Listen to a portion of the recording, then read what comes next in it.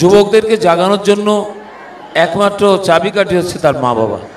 ছোট্টবেলা থেকে একটা লতা গাছ যেমন একটা তার গোড়া একটা খুঁটি পুঁতে দিতে হয়, আর ওই খুঁটিটা অবলম্বনকে বেষ্টন করে ওই লতা গাছ যেমন আস্তে আস্তে বেড়ে অনেক একটা বিরাট মহী বৃক্ষে পরিণত হয়, তেমনি আমাদের জীবনটা একটা লতার মতন।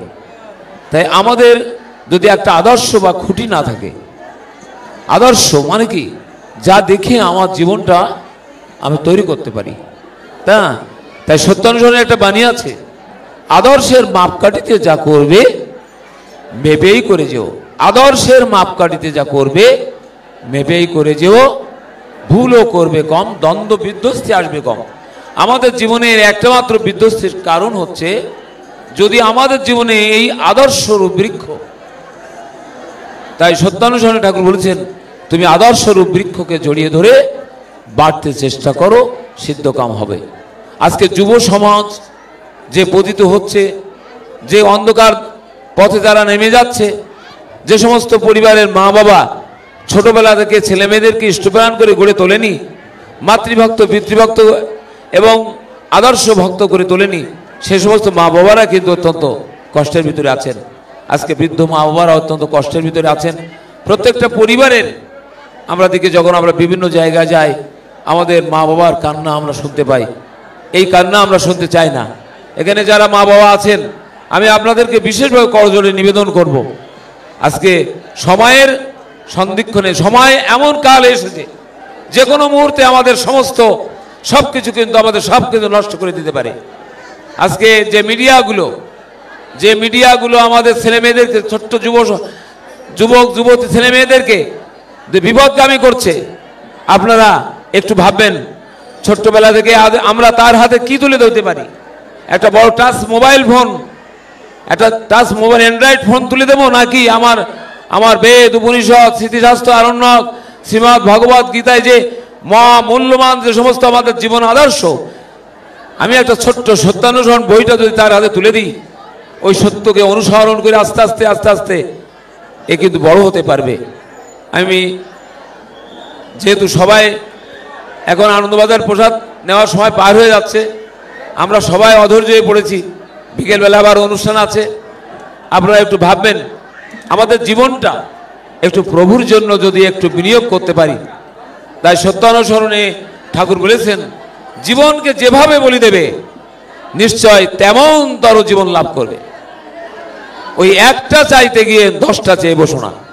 আমাদের জীবনের উদ্দেশ্য যদি ওই এককেই সার্থক করতে পারি, তাহলে আমি, আমার সন্তান সন্ততি, আমার জীবনের আমার পরিবার সবাই যদি আমার প্রভুর সেবক, আমি যদি প্রভুর সেবক হই, আমার সহধর্মিণী যদি আমার প্রভুর সেবক হয় এবং আমার পরিবার সবাই যদি আমার প্রভুর সেবক হয়ে ওঠে, দেখবেন আস্তে আস্তে ওরা, আজকে খুব আনন্দ লাগলো যখন আমরা শোভাযাত্রায় গেলাম, আমাদের চট্টগ্রাম থেকে যে যুবক দাদারা আসছেন, যুবক ভাইরা আসছেন, যে কীর্তনে নেচে নেচে যে কীর্তন করলেন, এই বয়স থেকে তারা সস্তায়নী ব্রত গ্রহণ করেছেন এবং এই মাঠে নেমেছেন, জীবন উৎসর্গ করেছেন প্রভুর জন্য।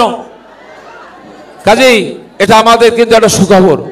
আমি আমাদের প্রত্যেক এবং মা দাদা মায়েদের উদ্দেশ্যে বলবো, আপনাদের সন্তান সন্ততিকে একটা অবলম্বন, একটা আদর্শরূপ বৃক্ষের সাথে জড়িয়ে দেন। ছোট্ট একটা চারা গাছ পোতার সাথে তার গোড়ায় কিন্তু একটা খুঁটি দিতে হয়, আর তার চারপাশে একটা বেড়া দিতে হয়। ওই খুঁটি হচ্ছে আমাদের, ওই খুঁটি হচ্ছেন ভগবান, আর ওই বেড়া হচ্ছে ওই দীক্ষারূপ একটা জীবন চলন, ওই আদর্শরূপ আমার চলা বলা খাওয়া দাওয়া আচার আচরণ। আমি যখন ওই আদর্শের মাপকাঠিতে আমার সন্তান সন্ততির ভিতরে আমরা চালিয়ে দিতে পারবো, তখন দেখবেন ও আর বিপদগামী কখনো হতে পারবে না। তাই আমি সত্যানুসরণে একটা বাণী উচ্চারণ করে শেষ করব। ঠাকুর বলেছেন তুই ভক্তিরূপ জল ত্যাগ করে আসক্তিরূপ বালির চড়ায় বহুদূর যেও না, দুঃখরূপ সূর্যের তাপে বালির চড়া গর্বরে ফিরে আসা মুশকিল হবে। অল্প উত্তপ্ত হতে হতে যদি না ফিরে আসতে পারো, শুকিয়ে মরতে হবে। দাদা মায়েরা, আমরা যেন শুকিয়ে না মরি, আমার সন্তান সন্ততি পরিবার কেউ যেন শুকিয়ে না মরে। কারণ অবলম্বন থেকে যদি বিচ্যুত হয়ে যায়, ভগবানের এক নাম হচ্ছে অচ্যুত। তাই তিনি তোমায় ধরে আছেন একাল সেকাল সবকালেই, তোমার ধরা হয় তখনই ওই ভক্তিতে প্রাণ ঢেলে দিলে। তিনি আমাকে ধরে আছেন, কিন্তু আমি যেন তার থেকে বিচ্যুত না হই। তিনি আমার হৃদয় মন্দিরের ঠাকুর, আমার ঘরের ঠাকুর। আমার প্রতি প্রত্যেক কাজের মধ্য দিয়ে যদি আমি তার আদর্শকে আমার জীবনে বাস্তবায়িত করতে পারি, তখন আমি সুখী হব, আমার পরিবার সুখী হবে, আমার পারিপার্শ্বিক এবং সমাজ এবং রাষ্ট্র।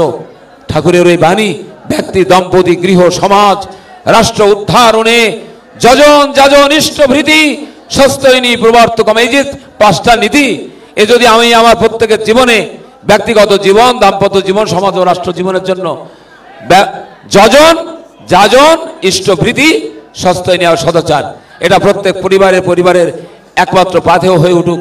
আপনাদের সবারই সুশৃঙ্খল ইষ্টপ্রাণ জীবন। আজকে নারায়ণগঞ্জ, নারায়ণ শব্দের অর্থ ঠাকুর অনুকূল চন্দ্র ভগবান বলছেন দি ওয়ে অফ বিকামিং।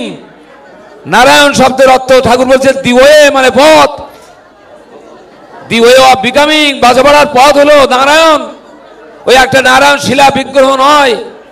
এই নারায়ণগঞ্জে যে বাজাবাড়ার একটা কেন্দ্র, এই নতুন পালপাড়া একটা এই কেন্দ্র তৈরি হয়েছে, এখানকে কেন্দ্র করে এই সমস্ত এই নারায়ণগঞ্জে আঞ্চলিক সমস্ত অঞ্চলের মানুষ এই নারায়ণগঞ্জ সৎসঙ্গের মধ্য দিয়ে তারা আলোর পথ পাবে এবং প্রত্যেকটা মানুষ এখানে আসবেন নিত্য সাধনার পথে, নিত্য জীবন তৈরির জন্য এখান থেকে পাথেও নিয়ে যাবেন। ঠাকুরের বাণীগুলো এই ব্যানারে, পোস্টারে এগুলো দেখবেন। এর প্রত্যেকটা বাণী আপনার আমার প্রত্যেকটা জীবনের, প্রত্যেকটা বিশ্ব জীবনের, প্রত্যেকটা মানুষের জীবনের একটা অমর আদর্শ হয়ে উঠুক, এই আশাবাদ ব্যক্ত করে আজকের এই যুব সম্মেলনের আজকের এই আলোচনা পর্ব এবং এই অনুষ্ঠানের পর্ব এখানে সমাপ্তি ঘোষণা হচ্ছে। বন্দে পুরুষোত্তম। আপনারা সবাই ভালো থাকবেন, ভালো থাকবেন দাদা মায়েরা, ভালো থাকবেন। ভালো থাকা মানে কি একটুখানি বলি দাদা, ভালো থাকবেন। ঠাকুর ভালো থাকার কথা বলেছেন, ভালোতে থাকা, ভালোতে, ভগবানের ভালোতে যদি আমি বাস করি, ক্লিয়ার শব্দ। ভালোতে থাকা মানে ভগবানের ভালোতে থাকা, যাতে তিনি খুশি হন। ভালোবাসা মানে তার এই ভগবানের ভালোতে বাস করা, মানে অবস্থান করা। এই ক্লিয়ার শব্দটা যদি আমাদের জীবনে বাস্তবায়িত হয়ে ওঠে, আমি ভালো থাকবো দাদা। আমি আমার পরিবারকে নিয়ে ভালো থাকতে চাই। আপনারা যদি চান আপনারা ভালো থাকবেন, তাহলে ওই আদর্শের পাদমূলে, ওই আদর্শের বৃক্ষের পাদমূলে, ওই সদ্গুরুর চরণে আশ্রয় নিয়ে এই সত্তা সম্বর্ধনী জীবনচর্যা আমাদের জীবনে বাস্তবায়িত হয়ে উঠুক, এই আশাবাদ ব্যক্ত করি। বন্দে পুরুষোত্তম।